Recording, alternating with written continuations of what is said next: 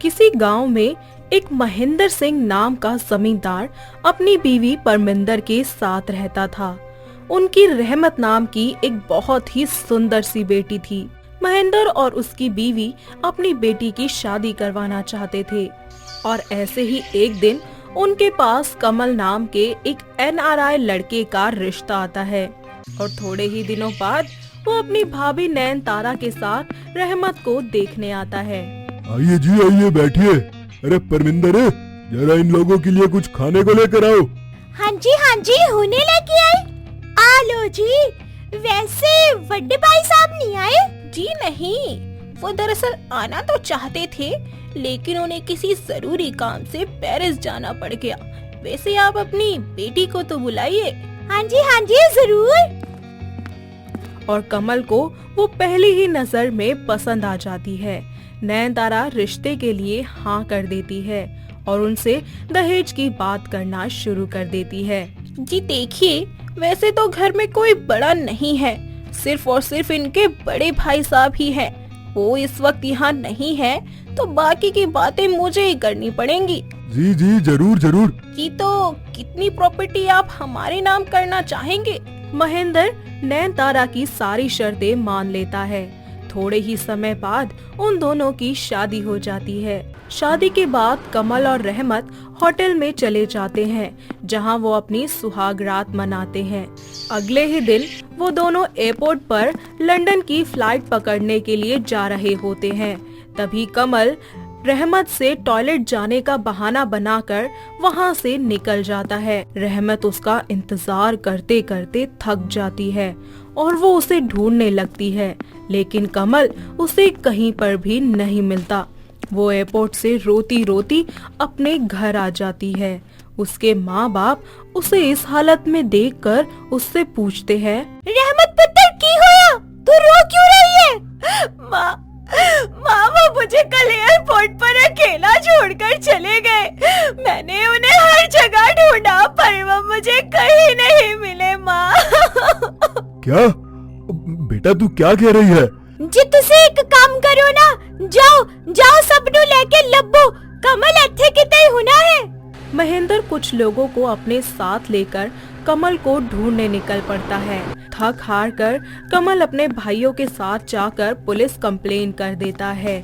वहाँ इंस्पेक्टर उनसे कहते हैं, जी देखिए, बाकी सब तो ठीक है, मैंने आपकी कंप्लेन लिख ली है, लेकिन आप सब लोगों ने उस लड़के के बारे में पहले कुछ पता करा था कि वो कौन है, कि कहाँ रहता है और क्या काम करता है, वगैरह वगैरह? जी नहीं। जी देखिए, ऐसा है कि ऐसे लोग नकली NRI बनकर आते हैं और एक अमीर लड़की से झूठी शादी कर उनकी प्रॉपर्टी और पैसा अपने नाम कर भाग जाते हैं। इंस्पेक्टर की बातें सुन वो लोग काफी ज्यादा डर जाते हैं और सभी अपने घर आ जाते हैं। ऐसे ही कुछ दिन निकल जाते हैं और रहमत को पता चलता है कि वो कमल के बच्चे की माँ बनने वाली है। वो ये बात जाकर अपनी माँ को बताती है। माँ, मैं कमल के बच्चे की माँ बनने वाली हूँ। हाय, एक ही कह रही है पुत्र। तेरे पापा नु पता चलिया ना, ओ तेनू ता इस बच्चे नु जान तो मार देंगे। नहीं माँ, ऐसा नहीं हो सकता। ये जो है जैसा है मेरा बच्चा है, मैं इसे अपने हाथों से नहीं मार सकती माँ। तभी वहाँ से रहमत के पिता गुजर रहे होते हैं और वो उसकी माँ के साथ हो रही सारी बातें सुन लेते हैं। क्या तू उस इंसान के बच्चे की माँ बनने वाली है जिसने तुझे 2 दिन की शादी के बाद बेसहारा छोड़ दिया था? नहीं पापा जी, मैं इस बच्चे को नहीं मारूंगी और जो भी हुआ उसमें इस नन्ही सी जान का भला क्या कसूर था? मुझे और कुछ नहीं सुनना, मैं इसके साथ साथ तुझे भी मार दूंगा। महेंद्र उसके ऊपर हमला करने की पूरी कोशिश करता है, लेकिन रहमत की माँ बीच में आ जाती है और उसे भागने को कहती है। महेंद्र के आदमी रहमत का पीछा करने लगते हैं कि तभी वो अरमान नाम के लड़के, जो कि दिल्ली का एक बहुत ही बड़ा बिजनेसमैन होता है, उसकी गाड़ी से जाकर टकरा जाती है और वो उससे कहता है, आई एम सो सॉरी, आपको कहीं लगी तो नहीं? तभी रहमत के पिता के आदमी उसे ढूंढते ढूंढते वहाँ आ जाते हैं और अरमान से कहते हैं, ओए, इसे हमारे हवाले कर दे। प्लीज मेरी जान बचा लीजिए, ये लोग मुझे मार देंगे। वो उन सभी को मारकर वहाँ से भगा देता है और रहमत से इसके पीछे की वजह पूछता है। तब रहमत उसे सारी बात बताती है और उसकी बात सुनकर अरमान उससे कहता है, देखिए आप चिंता मत कीजिए, फिलहाल आप मेरे साथ दिल्ली चलिए ताकि आप इनसे महफूज रह सकें। रहमत अरमान के साथ दिल्ली चली जाती है और उसके साथ वहीं रहने लगती है। अरमान उसे अपने ऑफिस में सेक्रेटरी की जॉब दे देता है, जिससे वो अपना और अपने होने वाले बच्चे का ध्यान रखना शुरू कर देती है। वक्त ऐसे ही बीतता जाता है। अरमान और रहमत में अच्छी दोस्ती हो जाती है। धीरे धीरे अरमान को रहमत से प्यार हो जाता है और रहमत भी उसके अच्छे स्वभाव को देखकर उसे पसंद करने लगती है। ऐसे ही एक दिन अरमान अपने दिल की बात बताने के लिए रहमत को ऑफिस बुलाता है। अरमान, आपने मुझे बुलाया? हाँ रहमत, बैठो, मुझे तुमसे कुछ बात करनी है। हाँ अरमान, कहिए। रहमत, बात ये है कि मैं तुमसे शादी करना चाहता हूँ। पसंद तो मैं भी आपको बहुत करती हूँ, पर मेरे पेट में पल रहा बच्चा, क्या आप उसे अपना नाम दे पाएंगे? देखो रहमत, मैं जानता हूँ, तुम इस बात की बिल्कुल भी चिंता मत करो। मैं तुम दोनों को संभाल लूंगा और तुम्हारे बच्चे को अपना नाम दूंगा। अरमान और रहमत दोनों एक दूसरे को गले लगा लेते हैं और जल्दी से जल्दी शादी करने का फैसला लेते हैं। कुछ दिन ऐसे ही बीत जाते हैं। अरमान अपनी सगाई का फंक्शन रखता है, जहां बड़े बड़े बिजनेसमैन आते हैं, तो वहीं अरमान के बचपन का दोस्त कमल भी वहां आता है, जो कि वही इंसान होता है जिसने रहमत से शादी करके उसे धोखा दिया था। अरमान उसका स्वागत करता है। तो आ ही गया तू? अरे अरे अरे, मेरे बचपन के दोस्त की शादी है भाई, आता कैसे नहीं। वैसे एक बात बता, मैंने सुना था तेरे बिजनेस में काफी लॉस हुआ था। अरे हाँ यार, अब सब ठीक है, मैंने अपना बिजनेस दोबारा खड़ा कर लिया। अरे अब यहीं खड़ा खड़ा बात करेगा या मुझे भाभी से भी मिलवाएगा? आ चल, मिलाता हूँ। अरमान उसे रहमत से मिलने ले जाता है और जैसे ही कमल को रहमत देखती है तो उसके चेहरे के आगे उसके अतीत का काला साया आ जाता है और वो स्टेज पर से ही कमरे में भाग जाती है। अरमान उसके पीछे जाकर उससे पूछता है, रहमत बताओ तो क्या हुआ? अरमान, आज मैंने उसी इंसान का चेहरा देखा जिसकी वजह से आज मैं इस हालत में हूँ। कौन है वो रहमत? बताओ मुझे। वो और कोई नहीं, आपके बचपन का दोस्त कमल है। कमल की सच्चाई जानकर अरमान आग बबूला हो जाता है और वो तुरंत नीचे जाता है। ऐसे में वो कमल की खूब पिटाई करता है और कमल एकदम से उसे पीछे धकेल कर उससे पूछता है, अरे यार, आखिर बात क्या है? तू मुझे मार क्यों रहा है? मुझे शर्म आती है कि तू मेरा दोस्त है। तूने रहमत से बस इसलिए शादी की ताकि उसका पैसा और प्रॉपर्टीज हथिया सके। जानता भी है वो तेरे बच्चे की माँ बनने वाली है। सच जानने के बाद अरमान अपने दोस्त पर कोर्ट में मुकदमा दायर कर देता है। अदालत उसे धोखाधड़ी और रहमत की जिंदगी के साथ खिलवाड़ करने के लिए 10 साल की सजा सुनाती है। ऐसे ही वक्त बीतता जाता है। रहमत और अरमान एक दूसरे से शादी कर लेते हैं और थोड़े ही समय बाद रहमत एक बहुत ही प्यारी सी बेटी को जन्म देती है और फिर सब मिलकर एक साथ खुशी खुशी रहने लगते हैं। सरला के बड़े बेटे रवि के लिए कई रिश्ते आए, लेकिन सरला को अपनी बहू के तौर पर एक ऐसी लड़की चाहिए थी जो उसके घर परिवार को जोड़ कर रखे। लेकिन सरला को कोई भी लड़की पसंद नहीं आ रही थी। एक रोज सरला अपने बेटे के लिए लड़की देखने जाती है। बेटी, क्या नाम है तुम्हारा? घर का काम काज तो जानती हो ना? पायल नाम है आंटी जी, और रही बात घर के काम काज की, वो तो मैं अच्छे से जानती हूँ। अरे वाह! और अगर तुम्हें घर के काम के साथ घर को जोड़ कर रखने का कहा जाए तो तुम घर को स्वर्ग तो बनाए रखोगी ना? माँ जी, घर को स्वर्ग बनाने और नर्क बनाने दोनों में बहुओं का ही हाथ होता है, और मैं तो शुरू से ही चाहती हूँ कि मेरा ससुराल ऐसा हो जो मुझे समझे, और अगर वो नहीं समझ पा रहे हैं तो मैं उन्हें समझा कर चलूँ। पायल, बड़ा ही अच्छा नाम बताया है बेटा तुमने अपना। और जो बात तुमने मुझे अभी कही है ना, बस ऐसे ही घर को जोड़े रखने वाली बहू चाहिए मुझे। देखिए बहन जी, लड़की में कोई कमी नहीं है, बात विचार सब बहुत अच्छा लगा मुझे। माँ, आपने जन्मदिन में पंडित जी को दक्षिणा देने को कहा था, वो मैं दे आई हूँ। अरे बहन जी, ये आपकी छोटी लड़की है क्या? बड़ी प्यारी है। नमस्ते आंटी जी, मैंने आपको पहचाना नहीं। अरे आओ आओ बेटी, बैठो। क्या उम्र है तुम्हारी? जी बस 24 साल की हुई हूँ अभी। अच्छा, तो अगर तुम्हारी शादी तुम्हारी बहन के देवर से कर दी जाए तो, मतलब एक ही घर में की जाए तो तुम दोनों बहनों का प्यार तो कम नहीं होगा ना? अरे नहीं नहीं, दीदी तो मेरी जान है। हम दोनों के बीच कभी भी किसी बात को लेकर कोई बहस झगड़ा लड़ाई नहीं होती। हम दोनों बहुत प्यार से रहते हैं आंटी जी। चलो तो फाइनल रहा बहन जी। मैं यहाँ अपने एक बेटे का रिश्ता लेकर आई थी, लेकिन 2 बेटों का रिश्ता करके जा रही हूँ। यानी आपकी दोनों ही बेटियाँ मेरे घर की बहू बनेंगी। अब होता भी कुछ ऐसा ही है। सरला अपने बड़े बेटे के साथ छोटे बेटे का रिश्ता भी फाइनल कराती है और जल्द ही सरला के दोनों बेटों की शादी हो जाती है। दीदी, एक सिगरेट मिलेगी क्या? कई दिनों से इस शादी के नाटक के चक्कर में मैंने ना सिगरेट पी और ना ही मैं अपने दोस्तों से मिल पाई। कहीं तू भूल तो नहीं गई ना कि ये तेरा ससुराल है, मायका नहीं। यहाँ माँ के ताने नहीं, सास की गालियाँ पड़ने वाली हैं। मुझे परवाह नहीं है, आप देख लो आपको ये सब कैसे देखना है, क्योंकि आपके रिश्ते की बात होने आई है, तभी तो मैं भी फंस गई ना।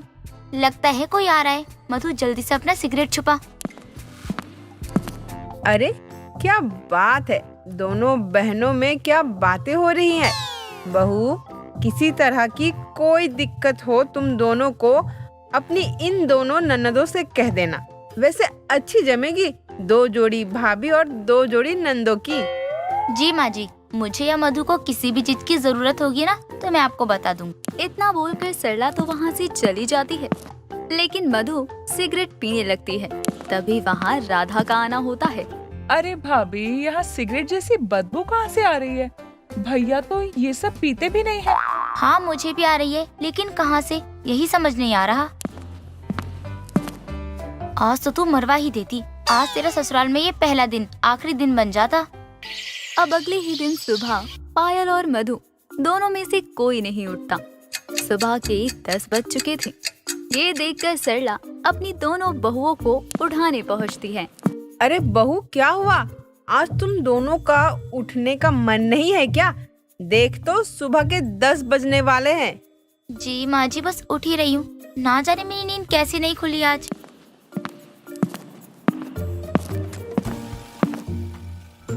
अरे कौन है? कौन है? पायल, तू मुझे यहाँ भी चैन से नहीं जीने देगी क्या? इतने अच्छे सपने देख रही थी।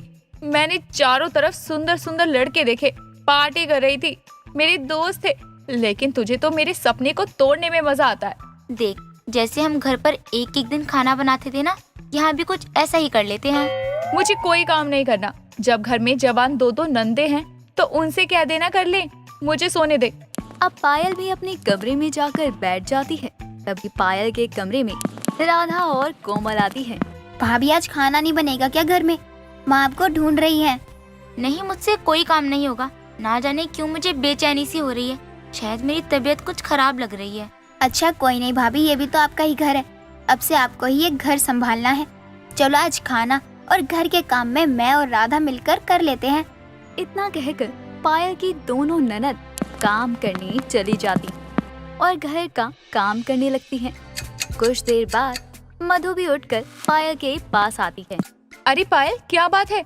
तूने ससुराल में आकर तो अपना काम चाल चलन सब बदल लिया। इतनी सुबह उठकर घर का साफ सफाई करी, खाना पीना भी सब बना लिया। चुप कर तू, मैंने कुछ भी नहीं किया है। ये सब हमारी 2 जोड़ी नंदों ने किया है। बस मैंने तो उनसे यही बोला था कि मेरी तबीयत कुछ ठीक नहीं लग रही। क्या बात है, बड़ी काम की नंदे हैं हमारी।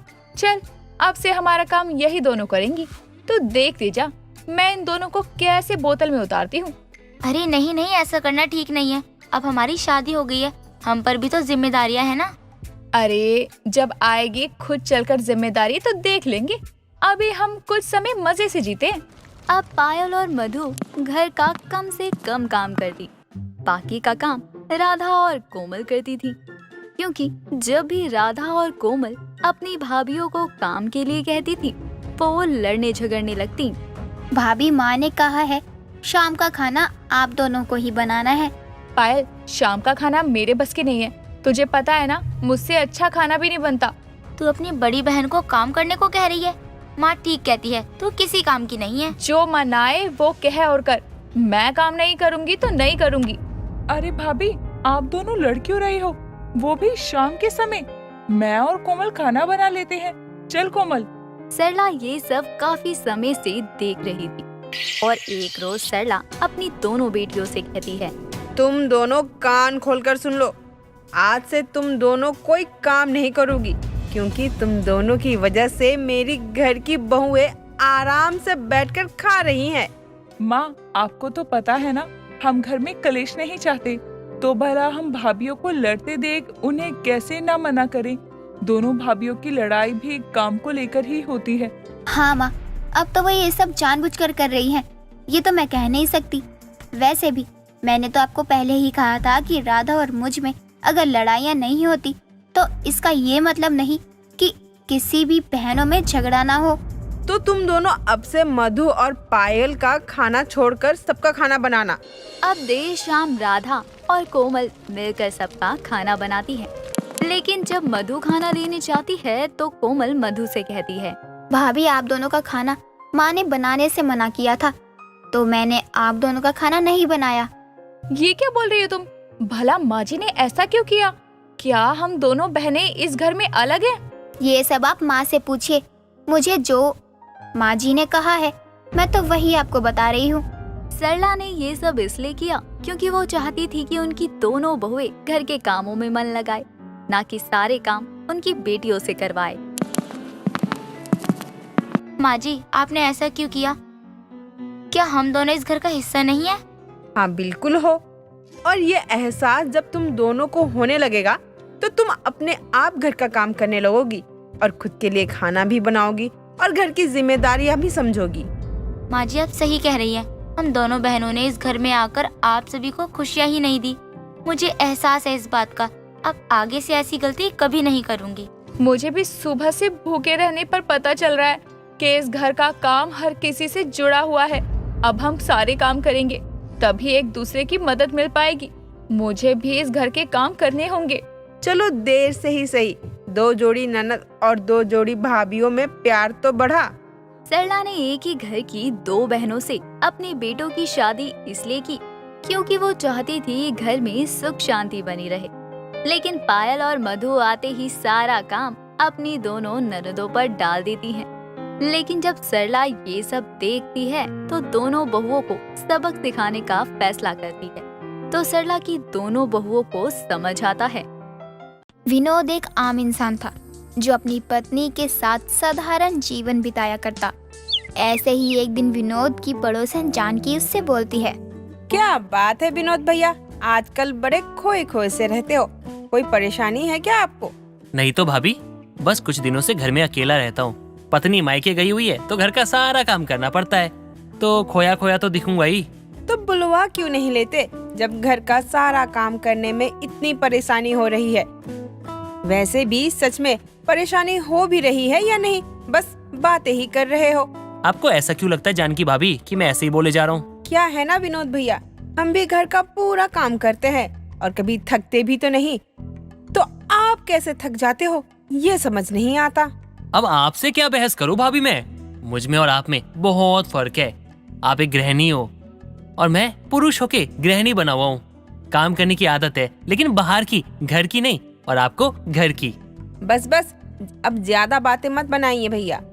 काम करने के लिए मन होना चाहिए, बहाना तो हर कोई देता है। दोनों हर रोज ऐसे ही बातें करते और बहस होती रहती।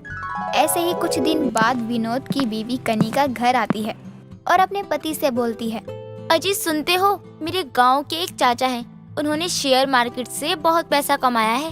क्या हम भी ऐसा कुछ करें जिससे हम अमीर हो जाएंगे? चलिए ना, हम भी कुछ शेयर खरीद लेते हैं। पहले मुझे डाउट था कि तुम पागल हो चुकी हो, लेकिन अब तो लग रहा है कि सच में हो गई हो। अरे कैसी बहकी बहकी बातें किए जा रही हो? तुम्हें पता है हमारे दफ्तर में ना एक ऐसा आदमी था, उसने भी सेम यही काम किया और बेचारा अब कंगाल होके कटोरा लेके भीख मांग रहा है। अरे आप कुछ भी बोल रहे हो, सीधे सीधे बोलो ना कि आपको ऐसा कुछ करना ही नहीं है। बैठे बैठे पैसे मिल रहे हैं वही बहुत है। हाँ तो अब मैं कौन सा काम करूँ? अगर तुम्हारे पास कोई पैसे कमाने की मशीन है या फिर बैठे बैठे कमाने का तरीका है तो वो बता दो, मैं वही करता हूँ जिससे मुझे बैठे बैठे पैसे मिले। हे भगवान, इतना आलसी कौन होता है? इतना आलसपन भी ठीक नहीं है। वैसे भी अगर आपको किसी शेयर मार्केट में पैसा नहीं लगाना तो मत लगाइए, लेकिन बाद में मेरे भाई से जलना मत। मैं क्यों जलूंगा तुम्हारे पागल कुत्ते, मतलब तुम्हारे भाई से? हाँ, वो अपना काम करता है, मैं अपना काम करता हूँ। विनोद का आलसपन कनिका को बहुत परेशान कर रहा था। ऐसे ही दिन गुजरते गए और एक दिन कनिका का भाई कनिका के घर अपनी कार में आता है। उसे कार में आता देख विनोद खुद से बोलता है, मोए मोए मोए मोए मोए मोए। अरे ये क्या हो गया? अरे ये तो मेरा साला था। हाँ यार, साला था क्या है? इसके पास पैसे कहाँ से आए? ये तो भिखारी था और आज अचानक से कार में आए। ये क्या मोए मोए हो गया क्या? क्या बात हो गई जी? ऐसे अकेले में खुद से क्या बोले जा रहे हो? पगला गए हो क्या मेरे भाई का रुतबा देखकर? हाँ मतलब मैं पागल नहीं हूँ यार, कैसी बात कर रही हो तुम? लेकिन मुझे एक बात समझ में नहीं आई, क्या तुम मुझे बताओगी? तुम्हारा भाई तो गरीब था ना, तो अचानक से कार में कैसे आया? और इसके पास इतने पैसे आए तो आए कहाँ से? मुझे कुछ समझ में नहीं आ रहा। खरीदा है क्या इसने? कहाँ से क्या, मैंने आपको बताया था ना, लेकिन आपने मेरी उस वक्त एक भी नहीं सुनी। लो अब भुगतो मेरी सलाह ना मानने का नतीजा। अरे देखो, तुम्हारा भाई तो साहब बन गया। जाओ जाओ, चाय पानी का बंदोबस्त करो, कहीं देर हो गई ना तो साले साहब तो नाराज हो जाएंगे। तभी सूट बूट में कनिका का भाई अनिकेत आता है और बोलता है, ऐसा कभी हो ही नहीं सकता जीजा जी। भला मैं आपसे क्यों नाराज होऊंगा? मैं कौन सा इस घर का दामाद हूँ? दामाद बनने की जरूरत ही क्या है साले साहब? हाँ, आप तो वैसे ही करोड़पति बन चुके हो। और मैंने ऐसा सुना है कि जब इंसान के पास अचानक से पैसा आता है ना तो सबको वो गुस्सा दिखाने लगता है। ऐसा नहीं है जीजा जी, अगर आपको भी अमीर बनना है तो ले लो रिस्क, उठा लो पैसा, लगा दो शेयर मार्केट में और फिर देखना पैसा ही पैसा। बस रहने दे अनिकेत, मुझे नहीं लगता कि तुम्हारे जीजा जी कभी आराम से कमाकर पैसे लाएंगे। ये सब बोलकर अपना मूड खराब मत करो। अरे दीदी, आप भी ना कुछ भी बोलने लगती हो। अगर जीजा जी को भी करोड़पति बनने का शौक है तो करेंगे शेयर मार्केट में इन्वेस्ट। अपनी बीवी और साले की बात सुनकर विनोद बहुत गहरी सोच में डूब जाता है। काफी समय सोचने के बाद आखिरकार विनोद शेयर मार्केट में इन्वेस्ट करने के लिए तैयार हो जाता है। ठीक है, मैं भी तैयार हूँ, मुझे भी अमीर बनना है। अच्छा अनिकेत, बताओ क्या करना है हमको? वैसे मेरी बीवी ने कुछ कहा है तो मैं टाल नहीं सकता। खुश ना? हाँ बहुत खुश हूँ। अब देखना, हमें करोड़पति बनने से कोई नहीं रोक सकता। बस किस्मत का जादू चल जाए, उसके बाद तो सब कुछ हमारा है। ठीक है, अब चलते हैं जीजा जी। शेयर मार्केट का हाल खबर भी देखना है। अगर स्टॉक सही रहा तो उसमें पैसे लगा देंगे। कितने पैसे है आपके पास? कर दी ना गरीबों वाली बात। हाँ, अरे बहुत पैसा है मेरे पास, चिंता विंता मत करो तुम लोग। पहले चलते शेयर मार्केट, वहाँ जाके पता लगाते किस में कितना पैसा लगाना है और जाते जाते पैसे भी निकलवा लेंगे। कहाँ से पैसे निकाल लेंगे जीजा जी? शेयर मार्केट में 10-20 हजार कुछ नहीं होता, यहाँ लाख की बात है। ये कोई चिंदी मार्केट नहीं है। अगर नहीं है तो घर पे रहिए। अरे ऐसे कैसे बोल रहा है अपने जीजा जी से? चिंदी किस चीज की कर रहे हैं? बेचारे के पास इतने ही रखे हुए हैं तो उतना ही कहेंगे ना। आपको तो पता है ना कि मैंने अपनी सारी जमा पूंजी को शेयर मार्केट में इन्वेस्ट कर दिया और रातों रात लखपति बन गया। जब मैंने इतना ज्यादा पैसा शेयर मार्केट में डाला तब जाकर मुझे इतने सारे पैसे मिले। अब सोचो आपको कितना ज्यादा पैसा इन्वेस्ट करना पड़ेगा। कनिका अपने भाई की बात सुनकर जल्दी से अंदर जाती है और अपने सारे जेवरात और छुपा कर रखी पैसे लेकर आती है, जिसे देखकर विनोद बोलता है, ये सब क्या है कनिका? इतने सारे पैसे कहाँ छुपा के रखे थे तुमने? और जब मुझे जरूरत पड़ती थी, मैं तुमसे मांगने आता था तो तुम कहती थी है ही नहीं और मना कर देती थी मुंह पे। तो ये कहाँ से आए? आपकी आदतों की वजह से ही मैंने सारे पैसे छुपा कर रखे हुए थे। अब देख लिया ना कैसे वक्त पर काम आ रहे हैं। बस यही क्या करो, पैसा छुपा के रखती रहो। अरे मुझे बताया तक नहीं यार। अरे कैसी पत्नी हो? पति भिखारी की तरफ घूमता रहता इधर उधर और पत्नी लखपति बन के बैठी हुई है, बताया तक नहीं। अच्छा ये सब छोड़ो, साले साहब चलो चलते हैं यार, इन्वेस्ट करते हैं। मार्केट तो पूरा खरीद लेंगे जीजा जी। अब इतना ज्यादा पैसा हो गया है, अब चलिए, वरना मार्केट तो रहेगा, शेयर नहीं रहेंगे। दोनों जीजा साले पैसे और जेवर लेकर शेयर मार्केट की तरफ चल देते हैं और अपना पैसा शेयर मार्केट में इन्वेस्ट करते हैं। कुछ दिनों बाद अनिकेत विनोद से मिलने आता है और कहता है, जीजा जी, जिया जी, दीदी, कहाँ हो आप लोग? अरे दीदी, हम लोग बर्बाद हो गए, हमारा सारा पैसा डूब गया। तभी वहाँ विनोद और कनिका आते हैं और विनोद बोलता है, क्या बकवास कर रहा है भाई? भाई ऐसा मत बोल। ये नहीं हो सकता। मेरी सारी मेहनत, मेरे पैसे मतलब तेरी दीदी के छुपाए हुए सारे पैसे ऐसे कैसे डूब सकते हैं? मैं नहीं मानता। शेयर मार्केट डूब कैसे सकता है यार? मुझे पता था आप लोग मुझ पर भरोसा नहीं करोगे, लेकिन मैं भी कुछ लेकर आया हूँ। ये देखो न्यूज़पेपर, इसमें सारी चीजें लिखी हुई है, पढ़ो। देखो, आप ही देखो, कुछ दिनों से शेयर मार्केट पूरी तरह से डाउन चल रहा है, अब तो अचानक ही डूब गया। नहीं, ये नहीं हो सकता। मैंने बहुत मेहनत से ये पैसे बचाए थे, लेकिन अपनी पसंद की चीज ना लेकर मैंने ये पैसे संभाल कर रखना सही समझा और अब मेरे साथ ऐसा हो गया। अब कर भी क्या सकते हैं कनिका? अगर किस्मत में कुछ ना हो तो कहाँ से मिलेगा? अब दिल को समझा लो कि हम गरीब थे, गरीब ही रह जाएंगे। डूब गए मेरे पैसे। तीनों शेयर मार्केट के डूबने से बहुत परेशान और उदास थे। तभी वहाँ कनिका की पड़ोसन दौड़ते हुए उनके घर आती है और हांफते हुए बोलती है, कनिका, तुम्हारी तो लॉटरी लग गई। अभी मेरे पति शेयर मार्केट की न्यूज़ देख रहे थे। जिस शेयर मार्केट में विनोद भैया ने पैसे लगाया था, वो तो रातों रात आसमान छू गया। जिनके भी पैसे लगे थे वो सारे करोड़पति बन गए। ये क्या बोल रही हो आप? हमने अभी अभी शेयर मार्केट की न्यूज़ पढ़ी थी, वो तो डूब गई है। नहीं डूबी, बल्कि तुम करोड़पति बन गई। शायद तुम्हें कोई गलत खबर मिली थी। वैसे भी मेरे पति ने भी वही शेयर मार्केट में पैसे लगाए थे, इसीलिए उनको याद है। अब देखो आज की न्यूज़, शेयर मार्केट आसमान छू रहा है।